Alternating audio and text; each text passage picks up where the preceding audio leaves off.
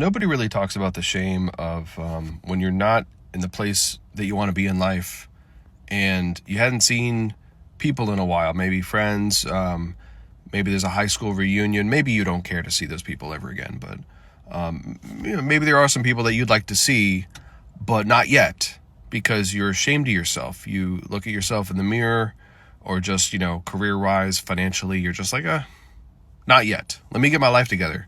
But then years pass by and your life is still not together yet. And that's got to fuck with you mentally. Like, it's got to make you feel like you're coming undone just a tad.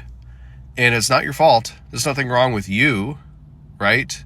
I think the narrative, which is ad nauseum, is, oh, it's your fault, for X, Y, and Z. And it's your responsibility to do whatever you can. Some of us have a lot of money and power and privileges, and that doesn't just necessarily guarantee an easy and happy life, because money doesn't buy happiness, but it buys freedom, and freedom is a component to happiness. And when you don't have a lot of money, enough money to pay the bills, that's got to fuck with you. That has got to be really bad for your mental health. And there's just generations of young people that are not able to adult. Even though we're grown people now, we're not able to adult, and we've isolated ourselves. So I'm back here, I'm working on these sprinklers, and I notice all these freaking apples on the ground out here. I mean, this tree is laden with apples. There's so many. And I asked somebody who lives here, I'm like, hey, not here, but I mean, in the complex, I said, man, there's this apple tree back there loaded with fucking apples, literally. They're just everywhere. They're all on the ground, going bad, and there's literally bushels of apples. And they said to me, oh man, you can't eat those. This person has an Those are wild apples. I said, the fuck? He said, what? He said, those are wild apples. Those aren't just store-bought apples. They're inedible. I said, sir, I'm not the smartest man in the world, but I'm telling you right now, these apples are the same as any apples in the store. There's no such thing as wild apples. Apples are apples. If it grows on a tree, it's good to eat. You can eat this shit, man. He's like, nah, man, I'm telling you, those are wild apples. And apples from yeah. everybody who lives around here believes it. Meanwhile, you got all these wonderful apples. I've never seen an apple tree in my just whole like life. so. Oh, that's sweet as a motherfucker. So, hey, beware of wild apples. English people. Hey, English people. Someone is playing with food there. Please check on that guy. Probably one of the craziest things I've ever discovered. And the fact that many don't know about this, but we all live by it, is even crazier. And that is models of awareness. So we all operate at different levels of consciousness or awareness. And that simple fact right there is why there's chaos in this world, resistance, confusion. Because consciously, we're not all seeing or living from the same place. We're all on Earth interacting with each other, but we're living in different realms. And sit with that. So basically, there are 7 levels of awareness, and whichever one you fall at is how you're going to experience life. Like each ranking you go up, each level you hit opens up new doors, new experiences, new synchronicities, like new everything. You literally live a completely different life from the next person based on where you fall on the board. And it's crazy to think that people actually get more access to things, more guidance from guides, more favor based on their level of consciousness. Like some people have keys that others don't. And we kind of all knew that, but like who would have thought it's tied to where you fall on a scoreboard? And this is why you and Jimmy live completely different lives, even though you and Jimmy grew up in the same exact circumstance. So what happens at level 1 awareness, and is this where you fall? Let's break it down. The truth is, most people think that they're living, but they're actually just surviving. There's a deep difference between being born and being alive. So level 1 is a stage of survival, and it's also the stage where most people get stuck.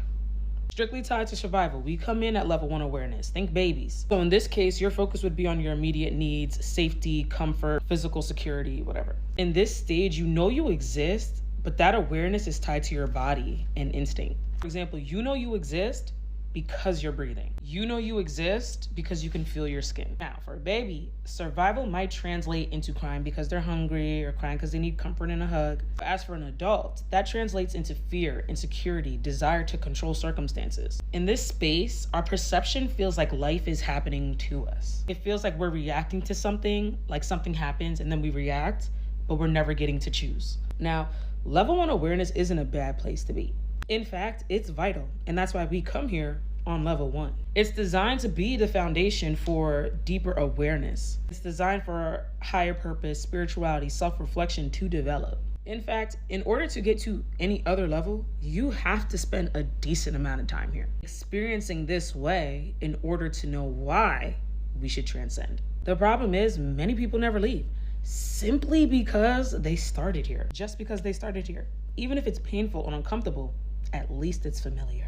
So let's get into some examples. Grinding paycheck to paycheck, stress trying to make rent, doom scrolling on social media, just constantly mindlessly taking in whatever is being thrown at you, all level 1. If life feels like you're constantly putting out fires instead of building anything, you're at level 1. If your decisions are driven by fear of loss or fear of change, like staying in a relationship or a situation that doesn't serve you because at least you're not alone, you're at level 1. If you're constantly caught in drama, either in between it or causing it, level 1. I'm not making this up, y'all. I'm just the messenger. This level is where anxiety, sleeplessness, health issues often show up. And I can explain in another video why these things don't show up on other levels. So it's not necessarily that the level is the issue. Again, we need it to even transcend to the next level, like a video game. The simple fact that many never leave and spend their whole lives operating at the level they were at when they were born. They spend their whole lives reacting to problems in survival mode rather than creating. So ask yourself, does this level resonate with me? Am I surviving or am I living? And comment on this video if you want me to go into all the other levels. That's Okay, love an y'all forever. interesting thought there. These good vibes will have, all for entertainment purposes. Please tell us yours. September 1st, I heard two of them that day. It was Labor Day. I heard 2 of them, and this is the first one. It's called Governments Around the World Are About to Collapse. Governments around the world are about to collapse. For I, the Lord, this day, I'm telling you, my children, these are the days where governments against me will be judged, and they'll be crushed by my righteous right hand. Many nations around the world that have corrupt governments and corrupt leaders destroying the nations will begin to collapse in every way. Every government controlled by the globalists and work with the establishment in the United States will be decimated in front of the world. France has fallen. You will hear this in your news. Their government dismantled and a new one will replace the old. Macron will be removed and every crime he committed will be exposed.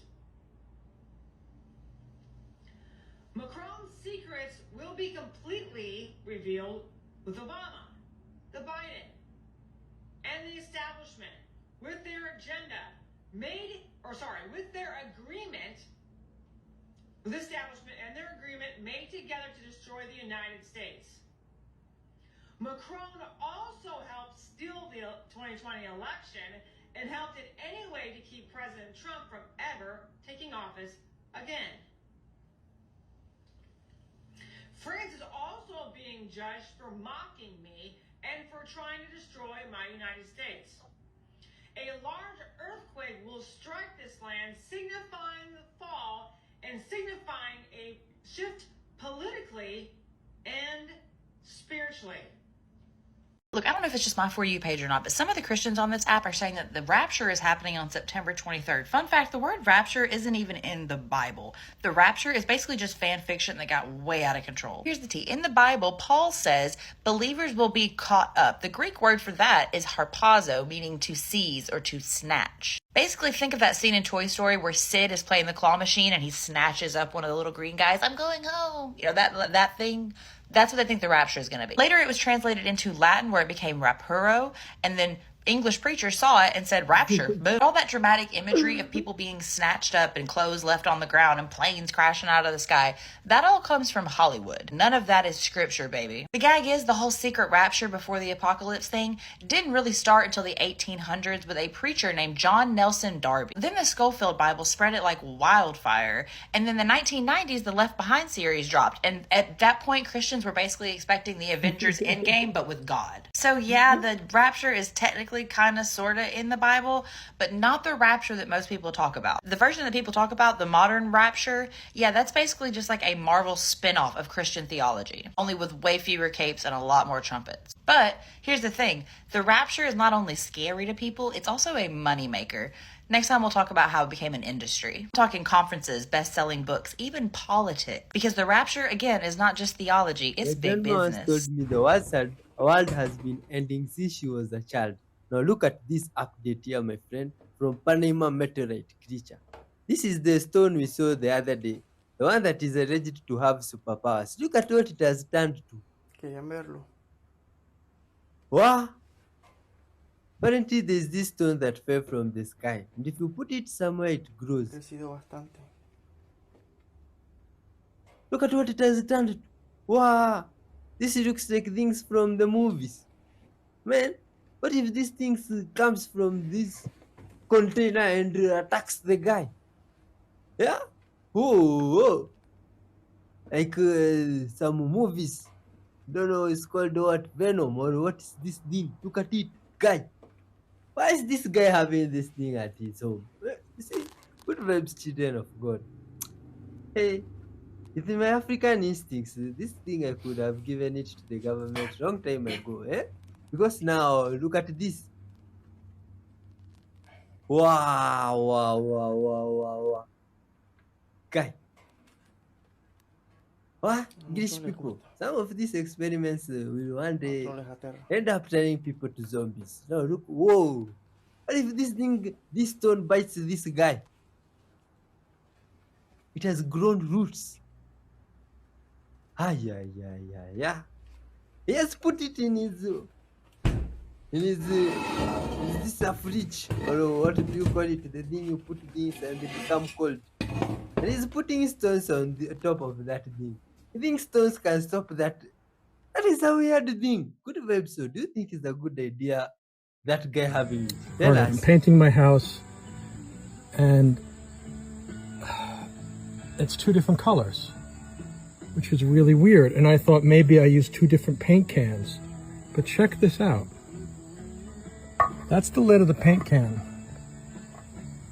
and that's got a brown hue, and it's clearly not the same as this. But watch this. Gray, right? That matches brown. Hey, that one feels like an illusion to the brain. Or how is that even possible? Something doesn't add up. Governments around the world aren't just failing at random, it looks too orchestrated. And if that's the case, then this is dangerous info. I mean, look around. Energy grids collapsing, food systems stumbling, parliaments in constant deadlock. Leaders suddenly look incapable of solving even basic problems. That's not just bad luck, that's stagecraft. The elites are trying to abolish governments. The reason why governments around the world look incapable in the past few years, it's not random, not at all. Fact. In places like the World Economic Forum, the UN's development programs, and private think tanks, they are already talking about post-nation governance. A future where borders and politicians fade, replaced by algorithmic management. Smart cities run by code, resources distributed by digital overseers. AI not just assisting government, but being the government. Now, AI governance in itself isn't evil. It could mean fairness, efficiency, decisions made without human corruption, but only if it was neutral. Open code, public servers, oversight by truth, not profit. But that's not what's being prepared. Right now, the servers belong to corporate giants. The algorithms are written by private labs. Oversight? Nobody. Which means the people would be trading flawed governments for something worse. A control system you can't vote out, can't question, can't even see. Fact, the EU has already passed laws for AI oversight boards. Fact, the UN's 2030 agenda speaks of automated monitoring of resources and populations. Fact, defense departments are testing predictive governance models as we speak. The collapse of trust in governments isn't an accident, it's a setup. The replacement isn't democracy reborn, it's governance by machine, owned by the same few who hollowed out the old system. Wow! Good vibes, children of God. Things are getting more hot. Where? Okay, talk. Hey, take notice of this cabbage here. Now this cabbage is How? on fire. This is Now, not take cabbage. notice. Now this right here came off the cabbage. Take notice now. I'm picking this cabbage up. Cabbage! Not even burnt. See that? Now take notice of this. This came off this cabbage. I'm putting that on there. This is not cabbage. These guys don't know what cabbage is. Take notice. Now I'm gonna take it off. No. How are you supposed to cook it? Take notice. Robbery. Put that on the Instagram. Put my face on here. This is where's the receipt? I'm gonna tell y'all where you got this cabbage from. We in Lansdowne, PA. Wow. Give me the receipt. Where the receipt? Acme. English people. You got 100 block is that? It's probably Upper Derby, like This is not fake on food. schools. Look. My family asked me to cut them Wow. up some cabbage. I sit down to check the cabbage out. Cabbage feel like it was plastic or rubber. Look, now you see already, look. Oh, now it's popping. But you see, it's, Right. look, can't even tear it. I put it on fire, got it off here. Look how shiny this Wow. stuff is. See that? Guys. Shiny. The- Look at this. it was meant for people to eat. Better be careful what you eat. All you brothers and sisters out there, love cabbage like I love cabbage. You better check this stuff out. If you think I'm playing, if you think I'm for real, give me some thumbs up. They putting everything in our neighborhood, seeing if you're gonna buy. How much you pay for that? $7. She paid $7 for 2 cabbages. Okay? Hey, it's Noble Elijah Porter Bay. Islam more. What? That one is scary. That one is definitely not cabbage. Did y'all see that the Panama silver potato alien has gotten so big that he had to put it in a safe, but now literally about an hour ago, got so big he couldn't keep it in the safe anymore and it's now inside of a deep freeze? He literally posted a video of him dragging a deep freeze into that house that he's keeping it in, and it literally looks like he's fighting it to put it inside of it. I understand this is most likely fake, but you gotta appreciate the production value of this guy. Especially the video that he posted where he opened up the safe and you could see it moving around inside. Even if it's fake, it still looks amazing. And I'm here for every step of this ride. And we're a week away from him turning into a goo monster, I'm telling you. Let's hope that story, my friends, is not real stuff because it's really scary. I mean,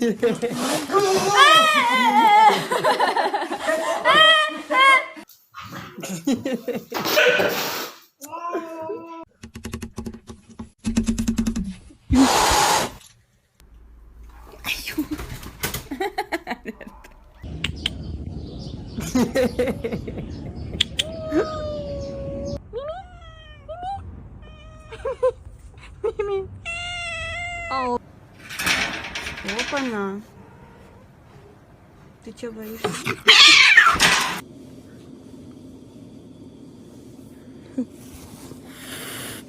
Okay.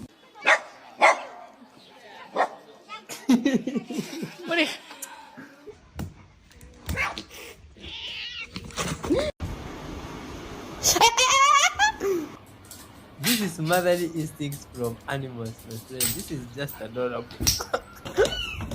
These cats really know how to defend their babies and loved ones. This is wonderful. Even these animals, my friend, they understand love and good vibes. How to impress your guests. Grab some toilet paper. You're going to put it directly into the toilet, just like this. You're going to turn it around, squish it down, turn it over again, and one more time. Once it's all wet, you want to grab the inside toilet roll and pull that out. You no longer need this part. Kind of wringed out, you're going to start forming it and keeping that hole in the center. So squeezing while keeping your hand in the center of it. I'm going to grab some Tide. You're going to just pour it slowly over the top of everything, just like this. Perfect. Now you want to just kind of spread out it so kind of the whole thing kind of gets that blue color tint to it, just like this. Grab your detergent sprinkles and you're just going to pepper those right on top like this. Adorable. You have a cute little donut to put right next to your toilet. No more smelly bathrooms. What? I just touched the contents of the toilet when making that.